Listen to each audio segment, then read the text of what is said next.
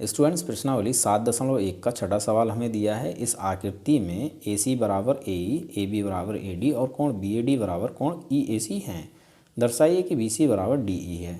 तो देखो इस आकृति को ए बी और ए डी ये दोनों हमें आपस में बराबर दिए हुए हैं। ए सी और ए ई ये भी दोनों आपस में बराबर दिए हुए हैं।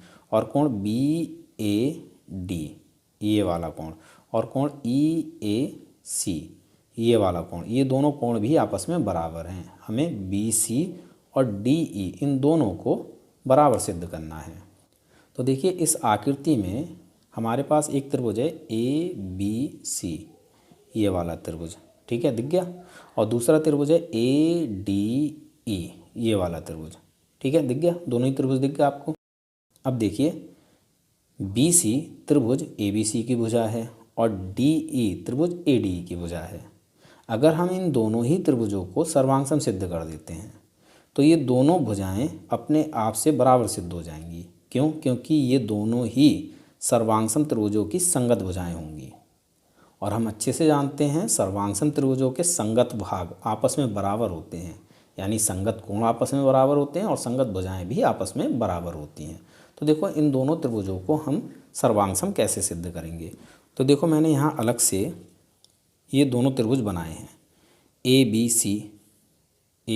सी ये वाला त्रिभुज है ये, और त्रिभुज ए डी ई ये वाला त्रिभुज है ए डी ई, ठीक है।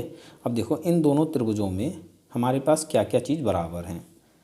ए बी और ए डी ये आपस में बराबर हैं, ए सी और ए ई ये भी आपस में बराबर हैं।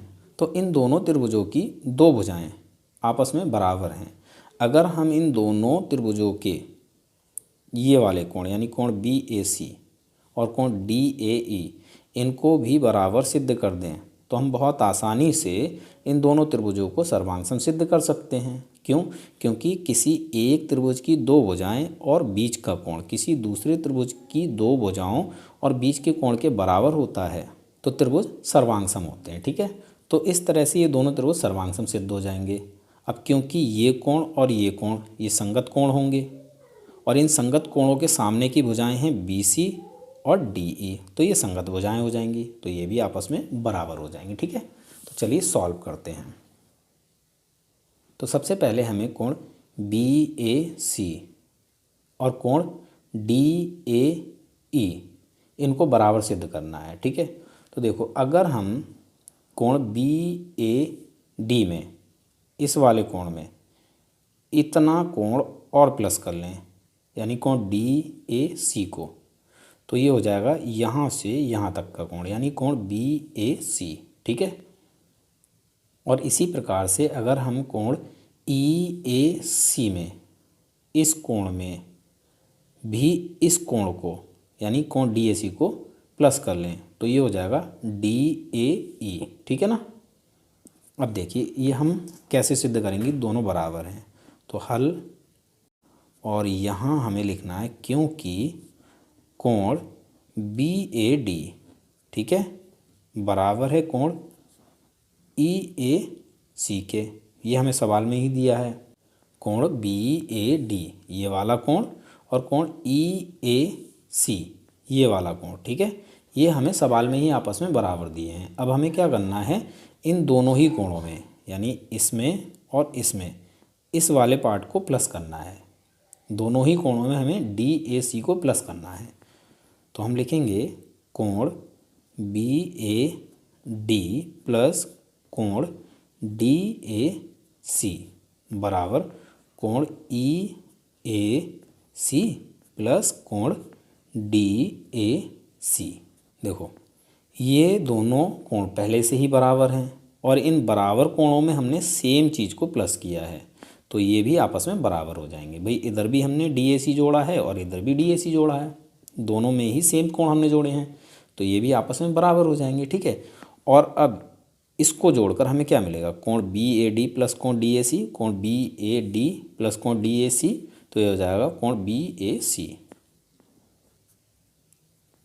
ए सी बराबर इन दोनों को जोड़कर हमें क्या मिलेगा, कोण ई ए सी और कोण डी ए सी, तो ये पूरा हो जाएगा यहाँ से यहाँ तक, तो डी ए ई हो जाएगा ये कोण डी ए हमने क्या किया, BAC इस कोण को और DAE इस कोण को बराबर सिद्ध कर दिया यहाँ, ठीक है।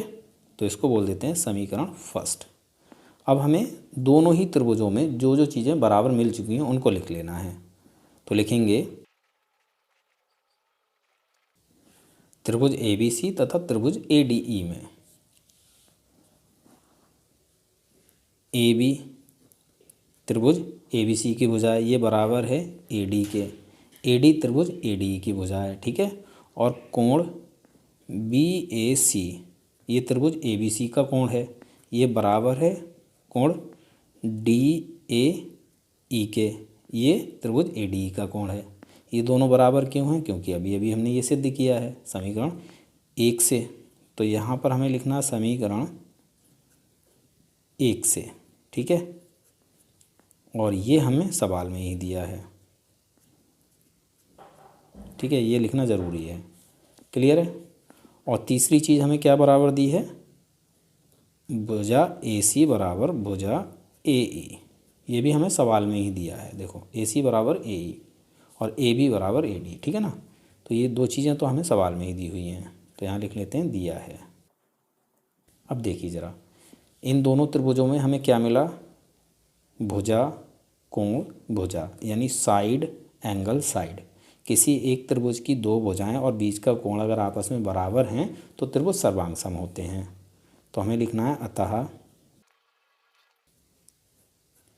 SAS नियम से, SAS यानी भुजा कोण भुजा, ठीक है, ये त्रिभुजों की सर्वांग समता का नियम है। तो इस आधार पर हम कह सकते हैं कि त्रिभुज ABC सर्वांग सम है त्रिभुज ADE के। दोनों त्रिभुज सर्वांग सम सिद्ध हो गए तो भुजा BC बराबर हो जाएगी भुजा DE के। क्यों, क्योंकि दोनों ही सर्वांग सम त्रिभुजों की संगत भुजाएं हैं, ठीक है। तो कारण यहाँ लिख देते हैं CPCT, यानी सर्वांग सम त्रिभुजों के संगत भाग, ठीक है, आपस में बराबर होते हैं। तो यहाँ पर हमारा BC और DE बराबर सिद्ध हो जाते हैं और सवाल कंप्लीट हो जाता है। उम्मीद है सवाल आपको समझ में आ गया होगा। मिलते हैं अपने अगली वीडियो क्लास में।